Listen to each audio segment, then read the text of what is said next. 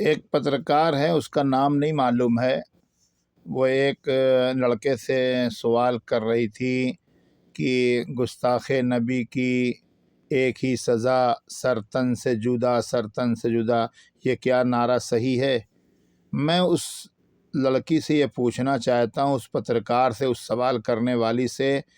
کہ یہ بتاؤ اس نعرے کے اندر کسی دھرم کی مخالفت ہے یا کسی ایک شخص کی مخالفت ہے یا کسی کی بھی مخالفت ہو؟ بتاؤ۔ گستاخ نبی کی ایک ہی سزا، سر تن سے جدا۔ اب چاہے وہ سگا بھائی ہو، باپ ہو، بیٹا ہو، چچا ہو، بابا ہو، محلے کا کوئی ہو، ہندو ہو، مسلم ہو، سکھ ہو، عیسائی ہو، کرسچن، کوئی بھی ہو، جو بھی گستاخی کرے گا اس کا سر تن سے جدا کیا جائے گا۔ یہ نہیں کسی نے کہا کہ گستاخ نبی کی ایک ہی سزا، ہندو کا سر تن سے جدا، نہیں۔ کسی ایک کو، کسی ایک دھرم کے ماننے والے کو ٹارگٹ نہیں کیا گیا ہے، بلکہ یہ کہا گیا ہے وہ کوئی بھی ہو جو گستاخی کرے گا اس کا انجام یہ ہوگا کہ اس کا سر تن سے جدا کر دیا جائے گا، اس کی سزا موت ہے۔ جو ہمارے آقا سرور کائنات صلی اللہ علیہ وسلم کی شان میں گستاخی کرے گا، بے ادبی کرے گا، بدتمیزی کرے گا، اپنی نجس اور ناپاک زبان نکالے گا، بکے گا،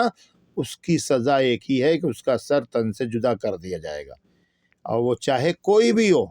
چاہے کوئی بھی ہو، کسی مذہب کا ماننے والا ہو، کسی دھرم کا پیروکار ہو، کسی بھی قبیلے کا ہو، کسی بھی کنبے کا ہو، کوئی بھی ہو،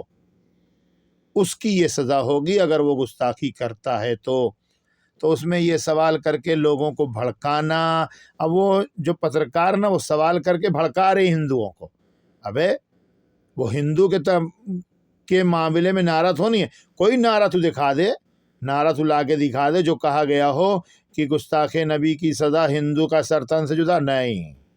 یہ غلط ہے، کوئی نعرہ ایسا نہیں ہے۔ ہر نعرے کے اندر یہی بات ہے، گستاخ نبی کی ایک ہی سزا، سر تن سے جدا، وہ کوئی بھی ہو، وہ کوئی بھی ہو۔ اور پھر یہ بھی ہے ہمارے یہاں، اور یہ تو حدیث کے اندر ہے کہ جو نبی کی شان میں گستاخی کرتا ہے حقیقت میں ولد الزنا ہوتا ہے، وہ اس کے باپ اور ماں کا پتہ نہیں ہوتا، نہ باپ کا پتہ ہوتا ہے، ماں وہ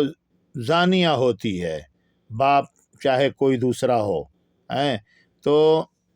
ایسا